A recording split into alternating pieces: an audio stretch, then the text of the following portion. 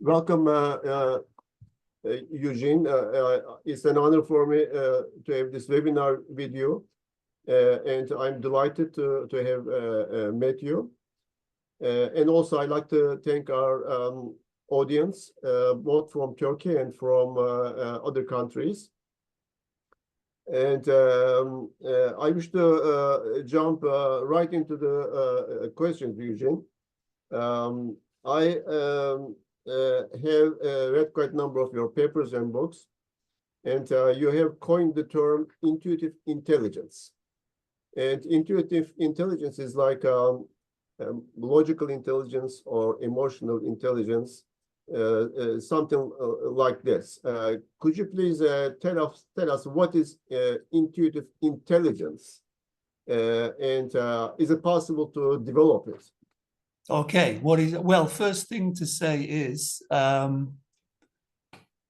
Mete, thank you for having me. It's a real pleasure and an honor to be involved in your Intuition podcast, which I'm a big fan of.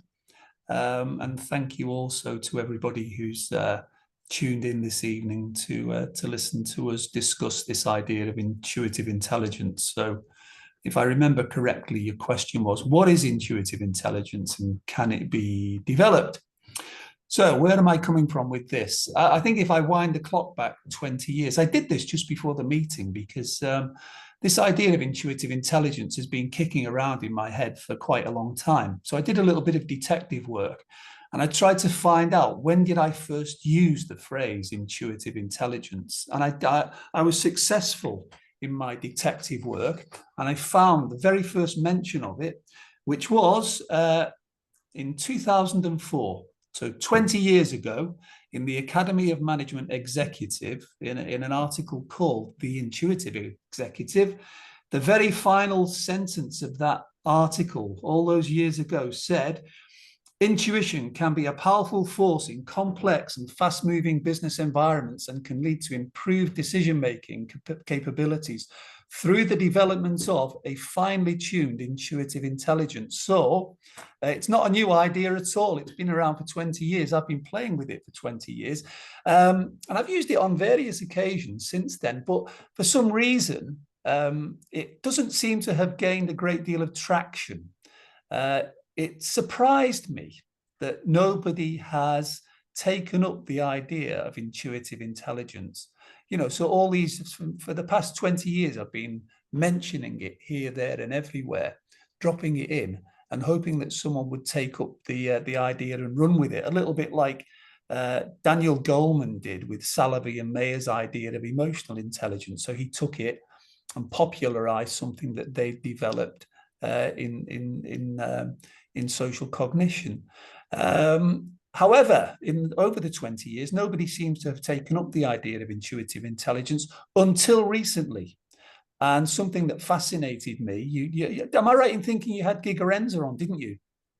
Yes. You had Gigerenzer on, and yes. At the time when you had Gerd Gigerenzer on, the eminent German psychologist, at the time when you had Gigerenzer on, his new book was being published.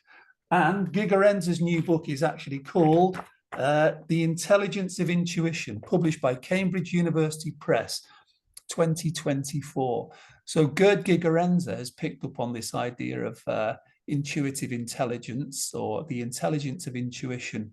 So I think maybe the idea of intuitive intelligence is beginning to gain a little bit of traction. So that's by way of context and background. What is it? Well, I kind of took my lead from emotional intelligence, and the definition of emotional intelligence. Salovey and Mayer, the originators of emotional intelligence, said that emotional intelligence is the ability to perceive emotions, integrate emotions, to facilitate thought, and to promote personal growth.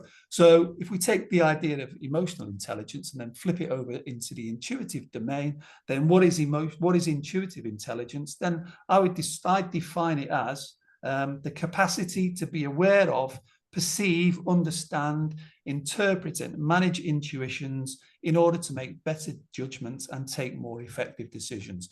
That's my definition of intuitive intelligence. I think that's what it's all about. I think it's about perceiving intuition in yourself, understanding your intuitions, interpreting them correctly, managing them, and then using your intuitions to take effective decisions.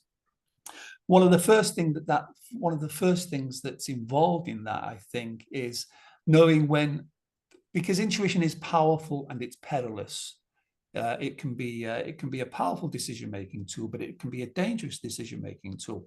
Therefore, I think one of the keys to intuitive intelligence is knowing when to use intuition and when not to use intuition. So that means knowing what intuition is good at, but also knowing what intuition is bad at. So that's kind of the basic principle, I think, behind this idea of intuitive intelligence.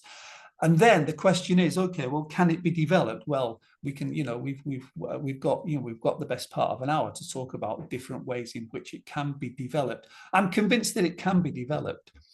I think that intuition is not something that people are born with. I don't subscribe to kind of magical views of intuition. I subscribe to a different view of intuition, what you might call a muscular view of intuition. And intuition, like a muscle, it's something that I think can be, under the right circumstances, can be developed. Admittedly, it takes time, but I think it is a developable skill. If that answers your first two questions, Mete. Yes, thank you, Eugene. I tried to put together a slide to summarize this concept. Let me try to share this.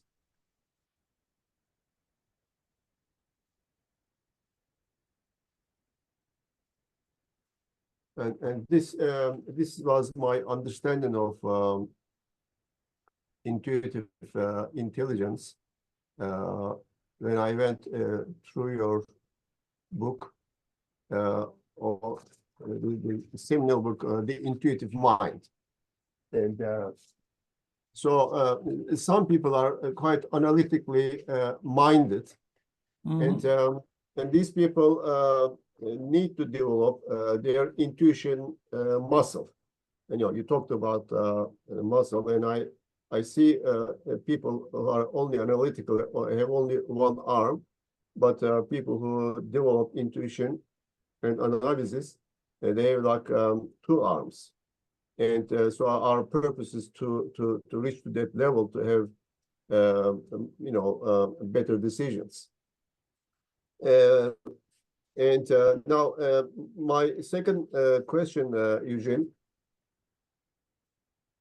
is this. Let me see. In the book Intuitive Mind, this book, and also I looked at the other book in Gigerenzer. Gert's book. They both are quite important books, I think. In Intuitive Mind, you have 10 chapters. At the end of each chapter, you have a principle, and you put these 10 principles together, and you say these are the basic principles of intuitive intelligence. Yep.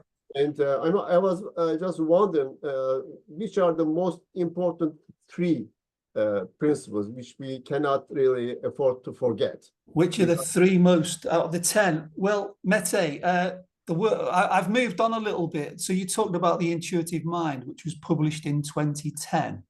And yes, you're probably more familiar with that book than I am, because I've not looked at it for a number of years.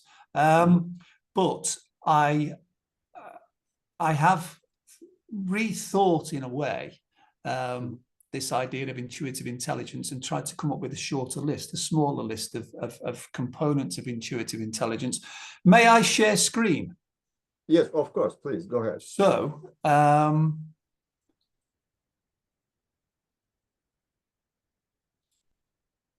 share that. Can you see it? Yes, absolutely. So you should be able to see the cover of my new book, which is coming out in September. Yes. And then, rather than 10 aspects of intuitive intelligence, I've narrowed it down to 7. So for me, this is what I've written about in the book, in the 7 main chapters of the book. this is almost a 7-step process to developing intuitive intelligence. Is the slide clear to everybody? Can you see it? Is it full screen? Does it look nice? I think so. If anybody cannot see this slide, could you please send a chat message so we can understand? I can't see what you're seeing, you see, so I'm just double checking that you can actually see. No, I see it very nicely, and if there was any problem, they would send a chat message and we would see it on. All right, good. So I'll assume that everybody can see the slide. So 7-step process towards intuitive intelligence. So I like your idea about, you know, being ambidextrous and developing the intuitive muscle and the analytical muscle. But I think one of the problems with business schools and business education, and perhaps education more generally, is what we've tended to do in business schools and education in general is develop the analytical mind, to develop students' analytical capabilities. And that's a very good thing. It's, you know, it's a really important thing to be analytical, to be rational, to be logical, to be systematic. But that's only part of the equation. You know, so in terms of theory, if we take, you know, if we reduce this back down to where am I coming from, or where most intuition research is coming from theoretically, well, many of us subscribe to this idea of 2 minds in 1 brain. So the dual process theory that Daniel Kahneman popularized in Thinking Fast and Thinking Slow. So it's not a question then of either intuition or analysis. It's a question of both intuition and analysis. Therefore, to come back to this slide, universities and colleges and schools are brilliant at developing students' analytical abilities, or at least they put a lot of energy into doing so. So my argument is now, and has been, I guess, for the past 20 years, we need to do more to develop intuitive intelligence, to develop the intuitive side of the equation. And this is my 7-step process for doing that. So number 1 is build intuitive muscle power. 2, get in touch with your gut feelings. Number 3, know when and when not to trust it. And in your question, you said, okay, well, what are the 3 most important parts of components, if you like, of intuitive intelligence? And I think they're the first 3. The first 3 components are the most important ones. In other words, build intuitive muscle power, get in touch with your gut feelings, and then know when and when not to trust it. I'll stop sharing now and come back and just discuss this in a bit more detail. So those are the 3 most important aspects of intuitive intelligence out of the 7 that are in the new book called Trust Your Guts, Pearson, later in the year. And what do I mean by them? Well, I mean, you used the metaphor of muscle, and I discussed earlier about developing intuitive muscle power and this idea, the muscular view of intuition. The muscular view of intuition was, I think the person who first used the phrase was Gary Klein. And he's a big advocate, if I read his work correctly, of this idea of the muscular view of intuition. In other words, intuition is a skill, it's a capability that's developed over time under specific sets of circumstances that I can say more about. So over an extended period of time, in the right situation, with the right kind of feedback, the right kind of coaching, and so on and so forth, then we can develop intuitive muscle power. We know when to use intuition. We don't need to think things through in enormous detail. It's almost like automated expertise. And that goes right back to Herbert Simon's idea about intuition, when he defined intuition as analyses frozen into habit and the capacity for rapid response through recognition. And that's intuitive muscle power in action. It's not having to think through the details of a particular task or decision. It's responding in a way that has worked well in the past. And this idea of intuitive muscle power, of course, builds on the idea, or is based in the idea, of pattern recognition. So analyses, intuitions and analyses frozen into habit. Mike Pratt and Eric Dane talk about complex domain relevant schemas. Herbert Simon called them patterns, but it's these patterns that are stored in long-term memory. And when we meet a situation that matches the pattern is activated. And Gary Klein talks about an action script being activated to solve the situation. So that's the first step in building intuitive intelligence, I think, is is building intuitive muscle power. And we know also from a lot of the research in cognitive psychology and working and research into creativity, there's the famous 10,000 hour rule. Now, people kind of debate whether it is 10,000 hours or whether it's, but 10,000 hours is not a precise figure. But the point is that it takes a considerable amount of time to develop intuitive expertise. And intuitive expertise is a developable skill, but it takes a lot of time, a lot of effort, a lot of experience, a lot of feedback, a lot of coaching to hone your intuition, to be able to respond intuitively to situations. So that's the first one. You asked me for 3. The second one, the second step of this 7-step process towards intuitive intelligence is, I've called it get in touch with your gut feelings. And that's a little bit like if you're looking inside yourself and being intuitively aware and recognizing an intuition when it arises.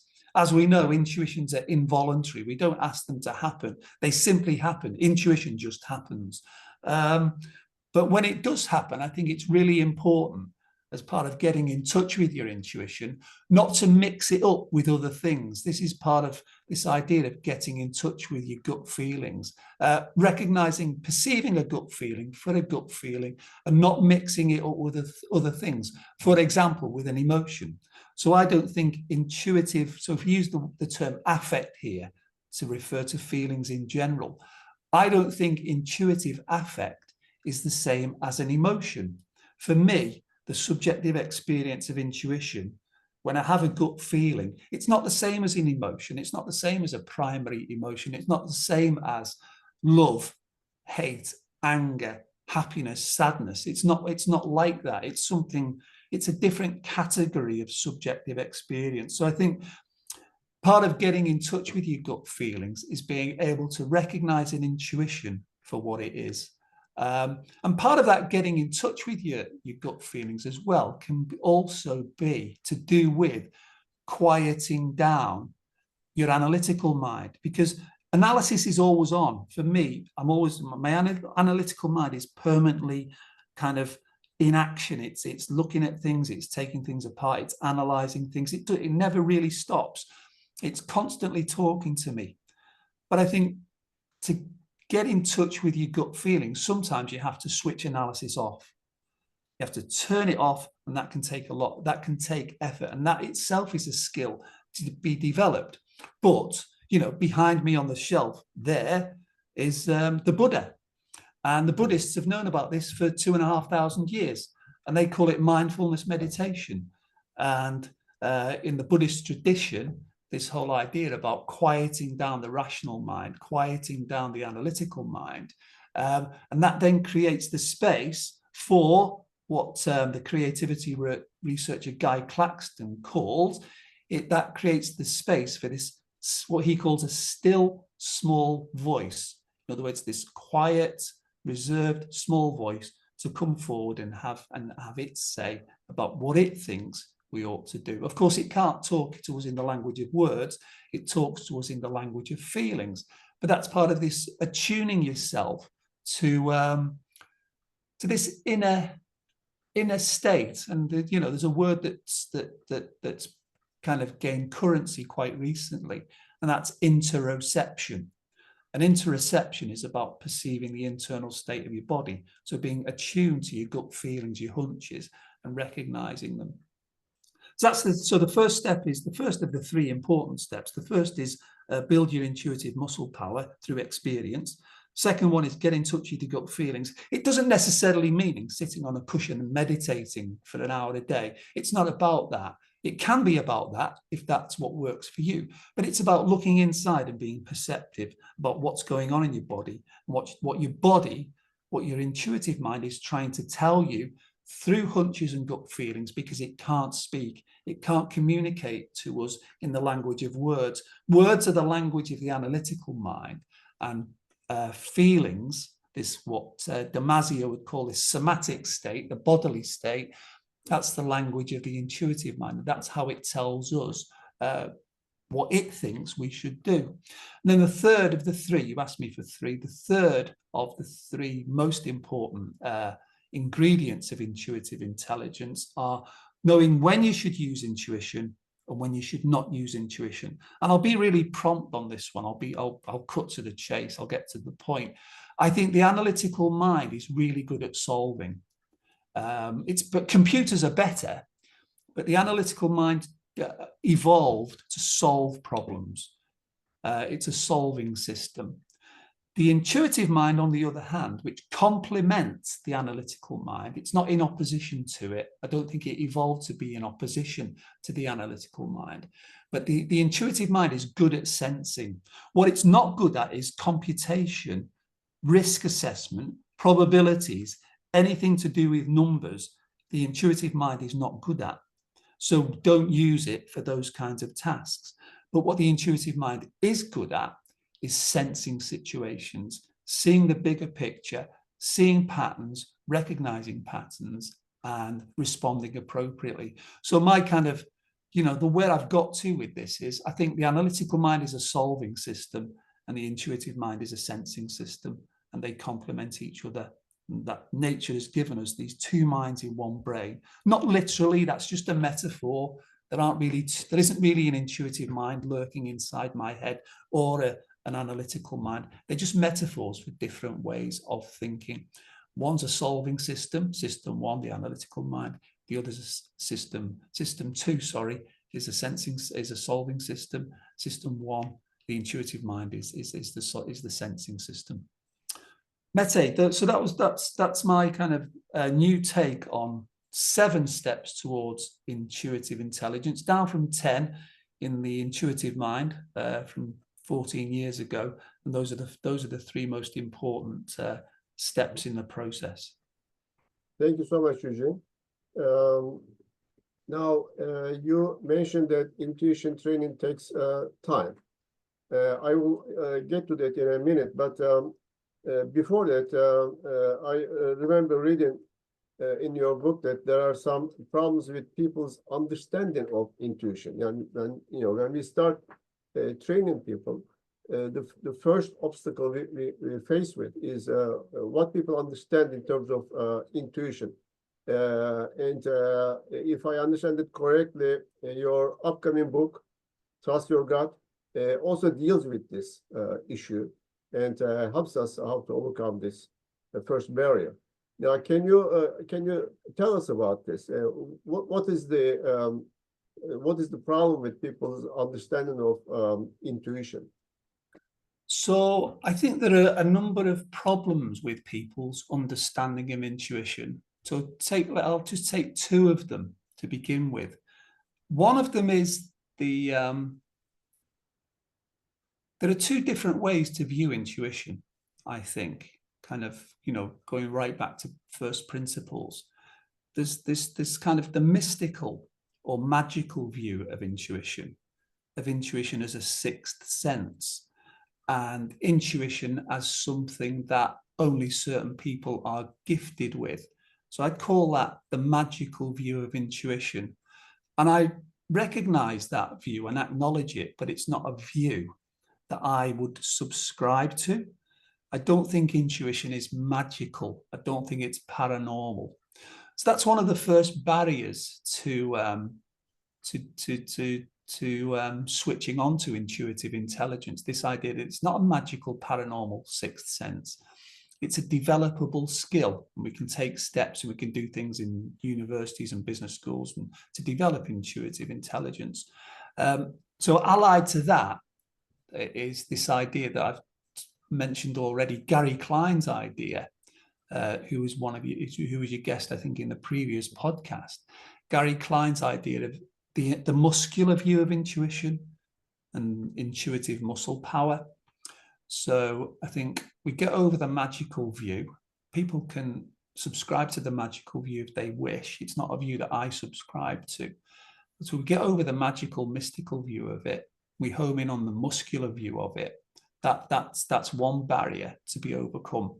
But one of the other barriers that always strikes me, or often strikes me, is that somehow, for some reason, we always expect intuition to be correct. There's this expectation of it that because we've had an intuition, we kind of expect it to be right 100% of the time. But by the same token, or in the same way, we don't expect analysis to be right 100% of the time. We know analysis can get it wrong sometimes. So I think another barrier to accepting intuition and developing intuitive intelligence to get over is to accept the fact that it can't be right 100% of the time. And Bill Gates said this, an interview with CNN years and years ago, but you can find it on the web. And Bill Gates was asked by an interviewer on CNN, does he have a way of evaluating whether a new idea is likely to work or not?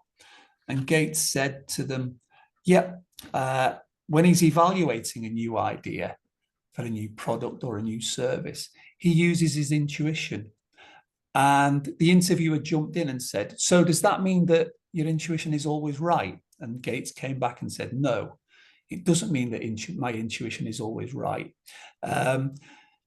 He said that his intuition can sometimes be wrong. But what he then added was, but over many years, his intuition has been right more often than it's been wrong. And he used the term the batting average. And he says he knows that on average, his intuition will get it right more than it will get it wrong. So that's one of the reasons why he trusts it. But he also accepts that it isn't infallible.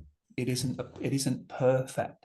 And I think that's one of the things we need to, developing intuitive intelligence, we get over the magical view, and we also accept that intuition is fallible.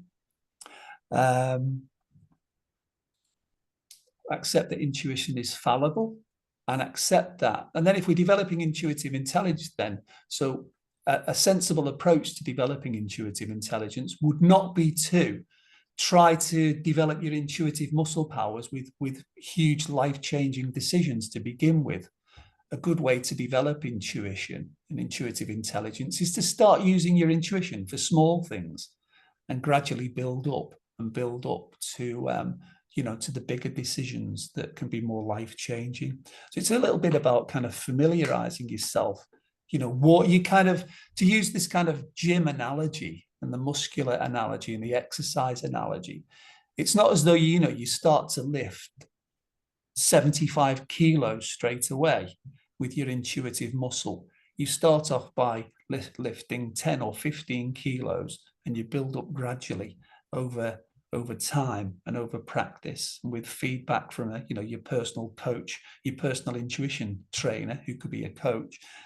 You build up and develop so that you can take the big weighty decisions once you've developed your intuitive muscle power and you feel confident in doing it. Mm-hmm. Thank you, Eugene. You mentioned that once we overcome this attitude problem, one of the problems is that intuition takes time to develop. Of course, analytical mind takes years to develop as well. We have to do it. For intuition, we just take it for granted. But there are some examples that in intuition training programs, you can get some short-term benefit as well. For instance, Leone Baldacchino and Keith Colliera have this 6-step intuition training program. In various steps, it refers to some of your articles and also Gary Klein's article. So it integrates them together to have an entrepreneurial training package. And they tested this system, and the result was very good. So people after this workshop or after this program were able to give a positive feedback. It means that it's possible to get some immediate results from intuition training as well. Yeah. In addition to whatever we can develop in the long term. But are there other issues with intuition training? For instance, in one of your papers, you mentioned about measurement issues related to intuition training. Yeah, I mean, a general issue with intuition research has been for many years, and it's where I started in a way, because my PhD was about learning styles, and then I kind of switched across from learning style to cognitive style. And then in cognitive style, I kind of gravitated towards the idea of intuition and analysis as a cognitive style. But of course, a lot of that work and the work that I did back then, a lot of my publications at that time, maybe 20 years ago, was based on self-report measure. So I used things like the Cognitive Style Index, developed by Chris Allinson and John Hayes at the University of Leeds. I used the CSI, the Cognitive Styles Index, which is a self-report measure. I think it's 38 items in 2 scales. Well, no, single scale, which is another issue, but we can come back to that if we need to. Then more recently in self-report measurements I've used with Schindler-Akinji, we've used the Seymour-Epsteins, the late Seymour-Epsteins, rational experiential inventory, of which there's a 40-item version, which is the long form, and then a 10-item version, a short form with 5 items for intuition and 5 for analysis, which is a nice, short, compact, reliable measure. So it is possible to measure it using self-report, using Cognitive Style Index or Rational Experiential Inventory. However, of course, because it's self-report, we're not actually measuring intuitive processing as such. We're measuring what people think they do when they take a decision or solve a problem. We're not actually measuring how they take a decision or how they solve a problem. So I think in terms of measurement, I'll come on to other research methods in a minute or so. So in terms of measurement, I think what we need to do, and a guy in Australia called Joel Pearson has done some work on this, and I'm sure other people have done work on it.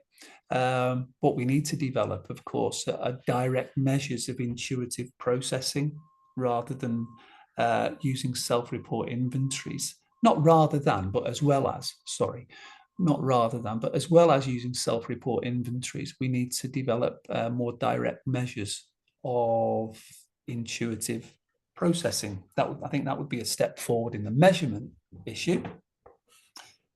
area.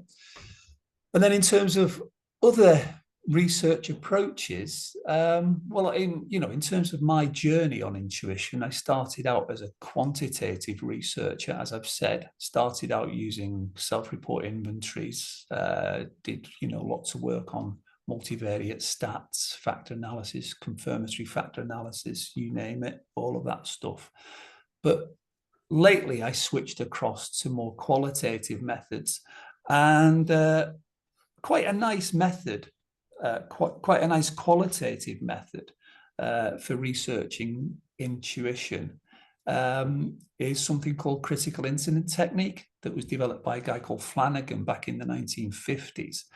And it's basically an interview technique. And Schindler-Akinji, who I've mentioned already, we did some really interesting work using the critical incident technique, or a variation of it. And Schindler's got a lot more expertise in the critical incident technique than I have. But we used the critical incident technique with police officers in quite a big study of police officers' use of intuition in first response. So traffic stops, drug busts, you name it, those kind of activities. And in using critical incident technique, we basically did in-depth interviews, and we asked the police officers to recall occasions on which they used their intuition to solve a problem effectively, and to recall a situation where they used their intuition where it worked, and recall a situation in which it didn't work. So effectively you're asking them to recall significant episodes, significant incidents, and report them back to you. I mean, you could argue, of course, with that, a little bit like self-report, it's based on recall. You're asking people to retell you things about things that happened in the past. But for me, the critical incident technique is a really neat technique to get experts, and the people we interviewed in this police study were experts, nominated experts by the managers. It's a really good way to get experts to talk about their intuitive experiences, their experiences of using intuition in solving real world problems and getting them to make sense of it as well. So, I mean, when we wrote that work up, published it in the European Journal of Work and Organizational Psychology, we used one of the quotes that one of the police officers gave us in the title, and it's one of the best quotes ever, I think, about intuition, certainly in my work. And that the officer said to us, he said, it was a he said, if something doesn't look right, go find out why. And that to me summarized how intuition is used in that kind of work in first response. If it doesn't look right, go find out why. And then Chinler and I came up with this idea of what we called intuition-based inquiry, which for us was a nice example of the intuitive mind and the analytical mind working together. So in the case of intuition-based inquiry, in the case of if something doesn't look right, go find out why, their intuition is telling them that something's not right with a situation. In other words, their intuition is sensing that something's not right with a situation. This is why it's a sensing system. But then, as experienced decision makers, they don't just trust their intuition and go with it. What they then do is they pivot, and they pivot from their intuition, from their sensing, to their analytical mind, to their system to solve the situation. And that for me, this idea of intuition-based inquiry is a nice example of the intuitive mind, the sensing system, and the analytical mind, the solving system working together. And that only came about, to take it back to your question about research methods and measurement, that only came about because we used the critical incident technique. Because in using that technique, we got these expert decision makers to reflect deeply and make sense of how they use their intuition. So for me, it's both and. So yeah, it's about measuring using self-report or using experimental tasks like scenarios, simulations, whatever, to measure intuitive processing directly. But then it's also about the qualitative side of getting experts to make sense, to get them to talk about their intuitions, their intuitive experiences, and make sense of it and give you in-depth narratives, in-depth stories about their experiences. Thank you, Eugene. So far, we talked about intuition like there's only one type of intuition, but in reality, as you explained it in your articles, there are different types of intuition. Can you tell us about different types of intuition, and do we need to have different training programs for each one of them? Yeah. Are there different types of intuition, and are there different types of training for them? Yeah. So I've talked about 4 different types of intuition. The people who came up with this idea, or one of the first groups of researchers, pair of researchers, to come up with this idea of different types was again Eric Dane and Mike Pratt in 2009 wrote an article in Review of Industrial and Organizational Psychology, and they talked about 3 types of intuition. They talked about expert intuition, which they also called problem-solving intuition. They talked about moral intuition, and they talked about creative intuition. Subsequently, I kind of added a 4th one to that, and which I've called, which other people have called social intuition. So I think there are perhaps 4 types of intuition: the expert / problem-solving intuition, moral intuition, which Jonathan Haidt has written a lot about with his social intuitionist model of moral decision making. Social intuition, which is the thin slice judgments. Nalini Ambardi made that idea famous. The idea that you could come to a judgment about person's competencies and capabilities within the first 6 seconds. These thin slice studies that she did. So the thin slicing, which is the social intuition, and then the 4th one is creative intuition. So yeah, I think there are different types. There might be other types as well. Who knows? Those are just, those are the 4, but that's not to say it's an exhaustive list. And other people might have a different take on what constitutes a type. So I know, for example, Victor Dorfler has come up with a different approach to different types of intuition. An article he wrote in Management Learning in 2012, I think. But either way, let's not get into debates about, whether there are 4 or 2 different types. I think for me, I'm comfortable with the idea of there being different types of intuition.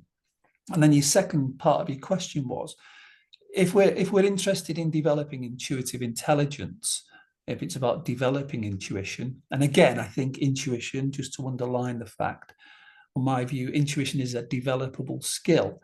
Then if there are 4 different types, do we need different methods to develop the 4 different types? And I think, yeah, we do.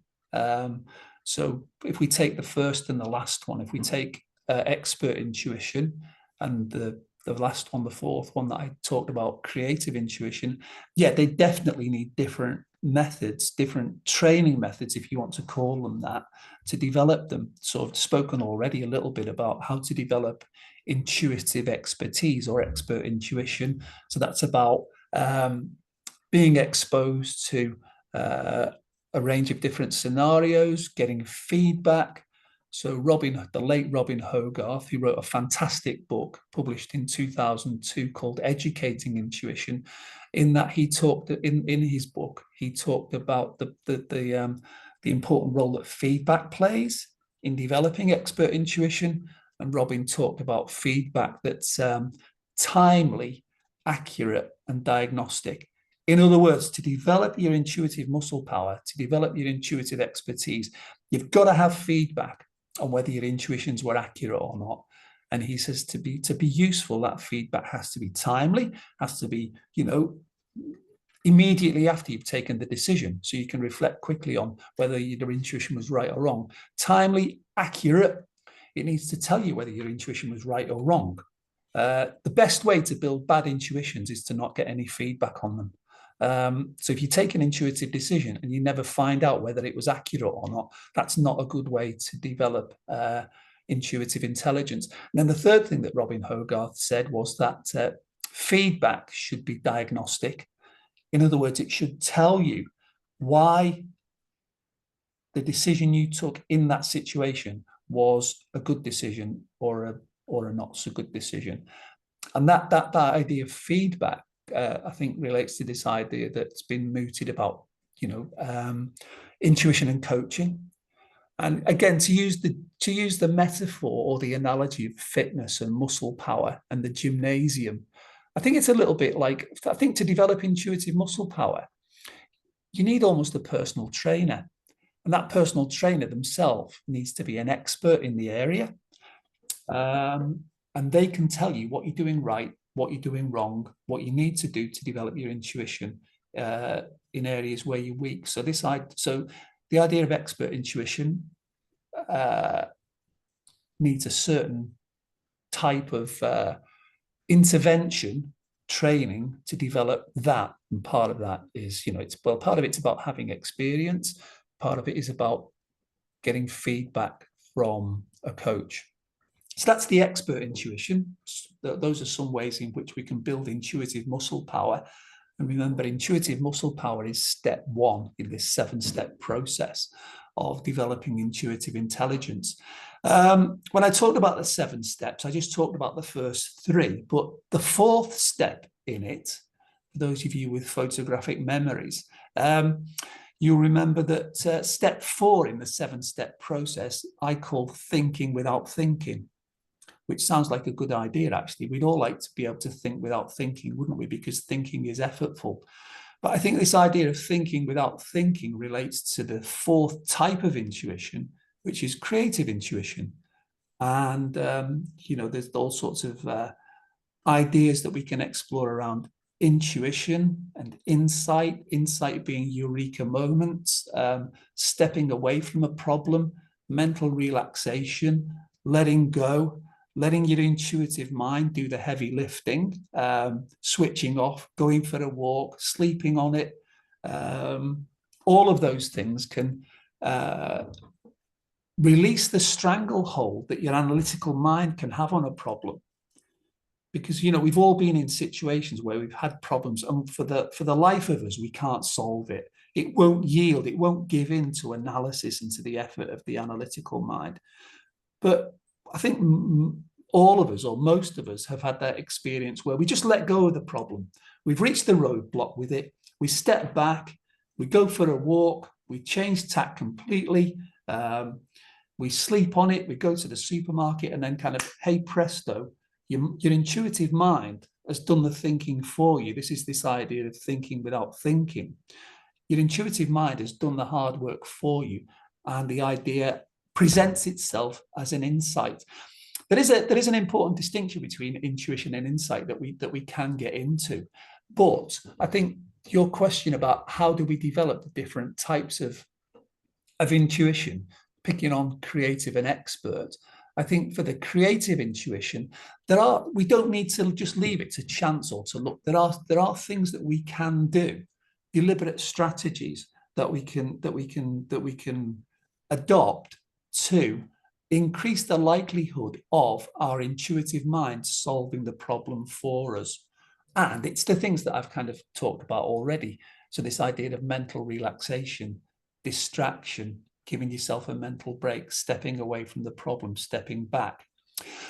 However, there's always a however, isn't there? I think the two ideas are related, though. I think creative intuition or creativity and expertise are related, because Steve Jobs, you know, he'd written a lot about creativity, and, you know, one of the most creative minds in business, transformed the world with all of the Apple products.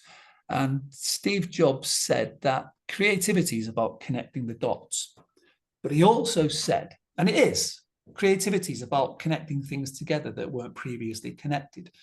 But the other thing that Steve Jobs said was, yeah, creativity is about connecting the dots.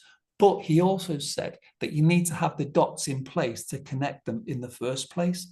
In other words, you need to have expertise in your core area in order to be able to connect different things together to come up with a creative solution. That's not to say that, you know, ideas from outside your own area aren't important as well, because if we look at the most creative people, they're often kind of people who have diverse interests as well.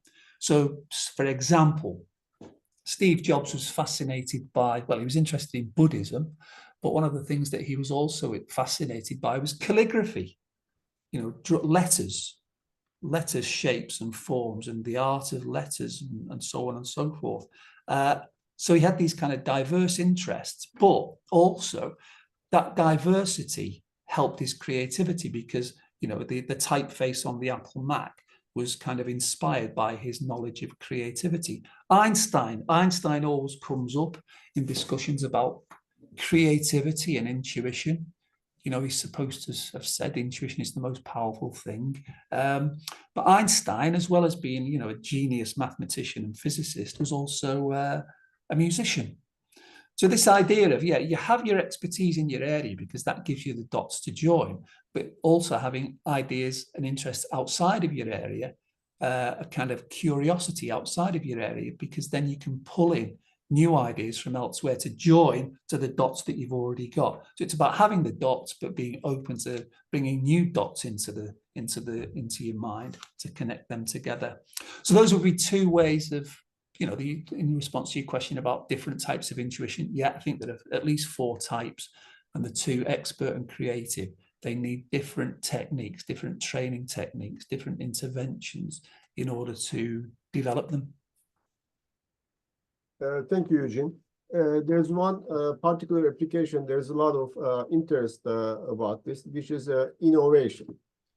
And there are a lot of research I came across about the linkage between intuition and innovation. Yeah. What is the innovation, and how can we use intuition in this innovation process? Okay, what is it? Well, I'm not an innovation researcher, but from what I remember from having looked at innovation, well, innovation for me is the creative exploitation of a novel idea. So it involves creativity. Innovation involves idea generation. It also involves idea implementation. So then the question is, well, where does intuition fit into that innovative process? And I guess there are links to entrepreneurship as well. You mentioned Leonie's work in this area. So this idea of innovation, entrepreneurship, where does intuition fit into that? Come back to this idea of intuition as a sensing system, because I like to think of it. So as far as the future goes, there's no map. The future doesn't exist. So anyone who talks about maps of the future is like not really talking about the same kind of future that I understand. The future doesn't exist, so it can't be predicted. So you can't have a map for the future. So what does that mean? Does that mean, okay, well, you give up? You don't try and kind of chart the world ahead and have foresight and see where and kind of sense where things are going. But the key word there is sensing, because this idea of intuition as a sensing system, for me, is more like a compass than a map. And what do I mean by that? I mean by that intuition can give us a sense of direction. And I mentioned Victor Dorfler earlier, and Victor Dorfler did some fantastic work on intuition in Nobel Prize winners. He interviewed Nobel Prize winners and talked to them about the role that intuition plays in their work. And Victor found that intuition and analysis both play important roles.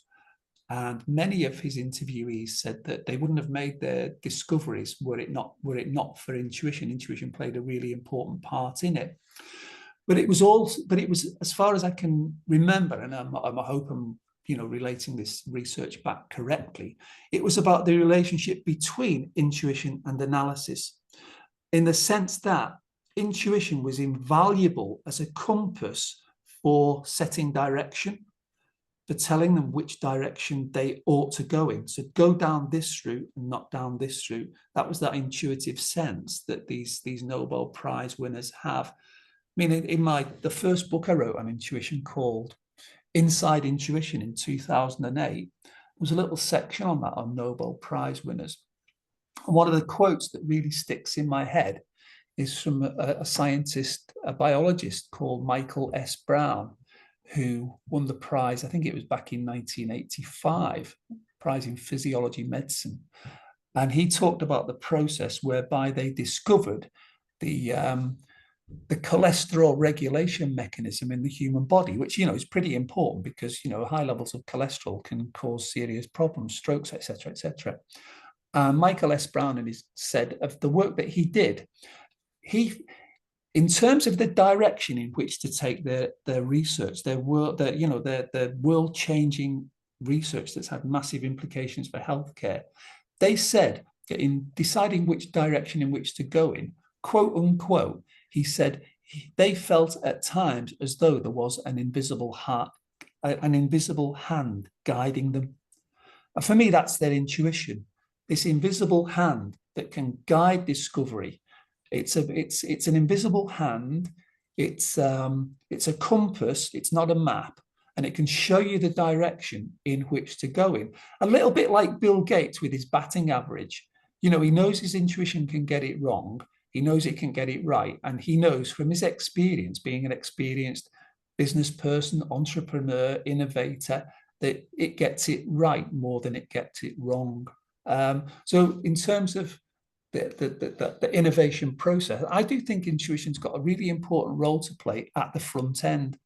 And a researcher called Catherine Elling has done some really interesting work on the role of intuition in what she calls the fuzzy front end. So that fuzzy, amorphous, uncertain, ambiguous front end of the innovation process, where you're not sure which direction it's going in. In Catherine Elling's work, she talks about the role of intuition in the fuzzy front end.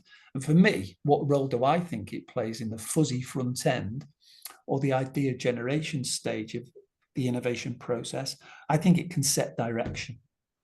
I think it can be a way of noticing where opportunities might exist in terms of entrepreneurship, the, identification and exploitation of an opportunity.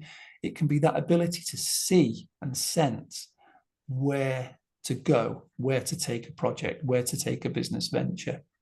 So that for me is where it fits in. And again, I've come back to the S word. It comes back to this idea of sensing. So it's like a compass that senses the direction in which to go. Doesn't guarantee success, but in that sensing of the direction, you're kind of creating the future. Because, as I said, the future doesn't exist. You can't predict the future, but you're sensing of the future. You can help to shape the future through your intuition. So I think in terms of innovation, yeah, I think it's vital. Thank you so much, Eugene. In this fuzzy front end of innovation, intuition is very useful, but can we invoke intuition when we come to this stage? So I want to come to this aspect of intuitive intelligence, which is about controlling intuition. Yeah. So is it possible for us to invoke intuition when we need it? Can we? Yeah, I mean, it's a really good point, because I said earlier that intuition is involuntary. So I said we don't ask intuitions to happen. They just happen, and they do. My intuitions just happen. I don't invite them. They just occur. But, it's a really great question, Mete. Can we invoke intuition? I think we can do two things. I think we can create the conditions that make it more likely for an intuition to arise. And one of the ways in which we can do that is by putting a problem to one side. The things I talked about earlier about thinking without thinking. So I think we can create the conditions for intuitions to bubble up from our subconscious. So that's the first way in which we can invoke it. We can create the conditions for it to happen. The second way in which we can invoke it, it's not really invoking it, but we can ask it what it thinks.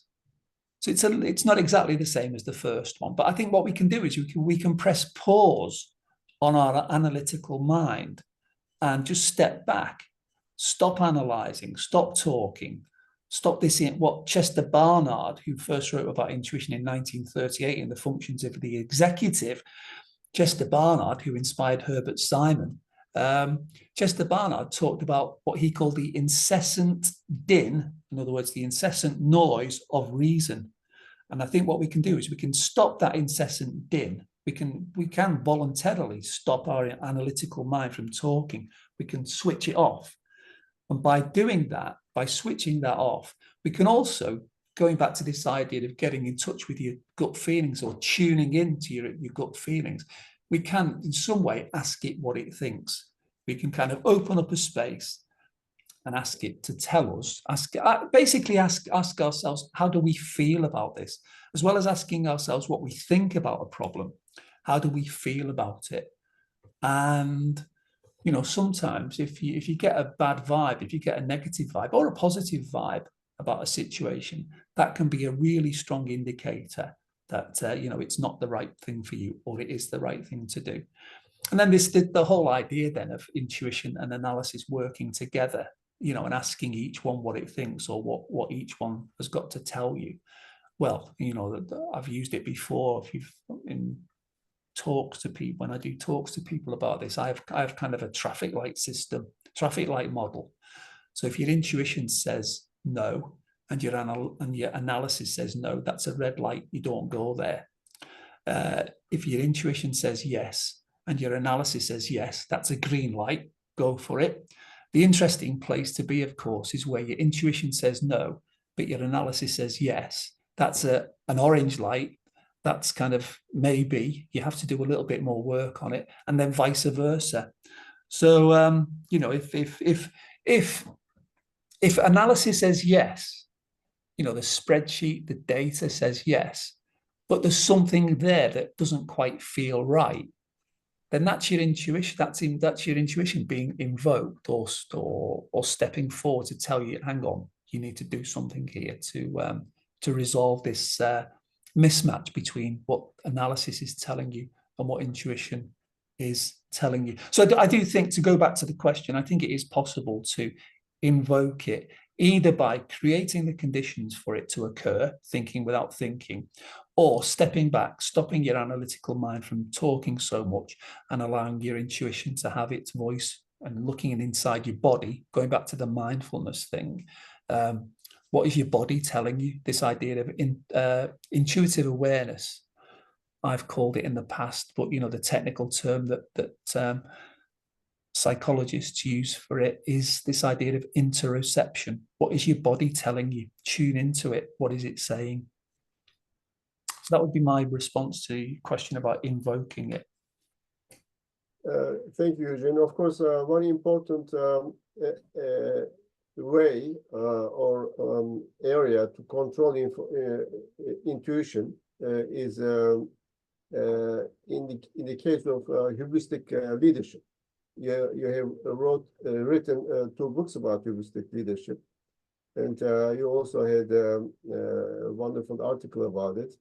And so there, I saw that intuition can get out of hand, can be unbridled, and start leading the leader. So and leads the leader to disaster. So an informed leader can luckily detect signs of hubristic tendencies. So we know that there are 14 signs. When you start seeing these signs, you know that we are going in the direction of hubristic leadership. So suppose a leader knows that he's getting hubristic, and he has an unbridled intuition pulling him in that direction. What can he do to stop the process? What can a hubristic leader do to stop the process? Well, maybe because they're hubristic, they're not capable of stopping the process. I mean, for people who don't know what hubris is, it's this kind of grandiose sense of self, where you're arrogant, proud, contemptuous of advice, don't listen to what other people have got to say. You think you are the one, you know best. Dare I say it, we could think of one of the contenders for the American presidency who might fit the bill of a hubristic leader without mentioning any names. So that's what hubris is. And we might think, okay, well, how on earth can that relate to intuition? Well, I think it can possibly relate to intuition, because I did some work probably, maybe 5-6 years ago with somebody called David Owen and Guy Claxton. And we looked at the perils of intuition, the perils of hubris, because hubris is something that brings about disaster. You think back to the Greek myths, the classic hubris is Icarus. He flew too close to the sun. The wax that made up his, the wings made of wax and feathers melted, and he crashed to his death in the sea. So hubris is followed by destruction. The Greeks called it nemesis. So, but what in the work that I did with Guy Claxton and David Owen, we talked about one of the things that can cause leaders to be hubristic and can bring about destructive or catastrophic consequences is where the balance between their intuitive mind and their analytical mind becomes completely out of balance. So in other words, the role that is played by their analytical mind diminishes, it shrinks and shrinks and shrinks and shrinks, whereas the role played by their intuitive mind grows and grows and grows and grows. So in that sense, metaphorically speaking, intuition crowds out analysis. So in that situation, the leader simply trusts their intuition. There's no room for analysis. They know the best. They know best. What their gut feeling is telling them is the right thing to do. Trust me, I know. It's my gut. My gut instinct is telling me what to do in this situation. When we did the research when I did the research with David Owen and Guy Claxton, the case study we looked at was George W. Bush and the invasion of Iraq. And we looked at George W. Bush's decision-making style through looking at what he'd written, what he'd said, what people said about him. And Tony Blair, for example, said about George W. Bush that he said a lot of people think that George W. Bush was stupid. He's not. But Tony Blair said He's not stupid, but what Bush really has got, he said, has got good intuition. But what happened, I think what happened in the case of Bush was his intuition was a strength, but he overused it. In other words, he overexercised his strength.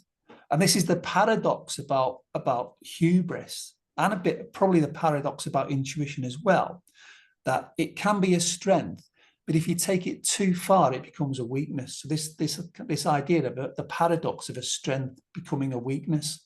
So I think in the case of Bush and the Iraq invasion, yeah, he did have good intuition for certain things. But in the case of the Iraq invasion, he let his intuition get out of control. And you used a really fantastic phrase there, Mete, that I've not heard before.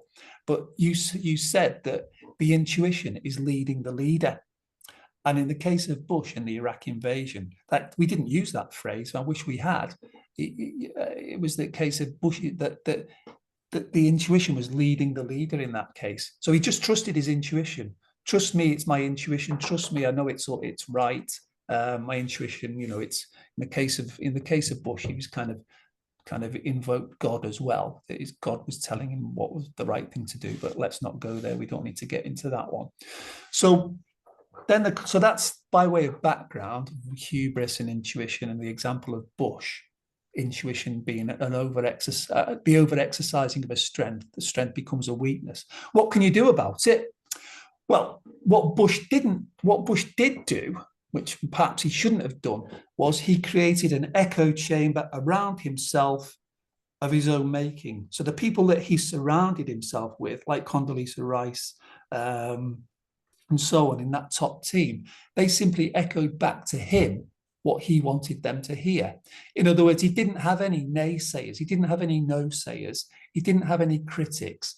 He didn't have any devil's advocates. So to directly answer your question, Mete, about what can leaders do to prevent their unbridled intuition causing them to take bad decisions, they can ask for contrary opinions. They can ask for devil's advocates to challenge their intuitions. And in the book, in one of the chapters, I can't remember which one it is, I talk about honing your hunches. And one of the ways in which you can hone your hunch, H-O-N-E, in other words, you can sharpen your hunches, make them better, is by exposing them to a devil's advocate, by stress testing them. And what hubristic leaders don't do, they don't stress test their intuitions. They don't open them up to criticism. And the same, is that it goes for politicians, but the same thing would go for managers as well. And for any of us who want to trust our gut and trust our intuition and build our intuitive intelligence, the best way to build a bad intuition is just to trust it without questioning it. A good way to develop a good intuition is to open it up to scrutiny, ask other people what they think, get people to challenge it. And I think that's what leaders need to do in order to stop being led by their intuition. Thank you so much, Eugene. At this point, I want to give a chance to our audience who have been listening to us. Maybe they have some questions. And if you have time, we can have some questions from the audience. Yeah, perfect. Okay, now in principle, I don't record question answer part because it makes the audience feel more comfortable. So because of this, I will thank you for this part, and I will switch off recording, Eugene, and then we will continue with questions from the audience.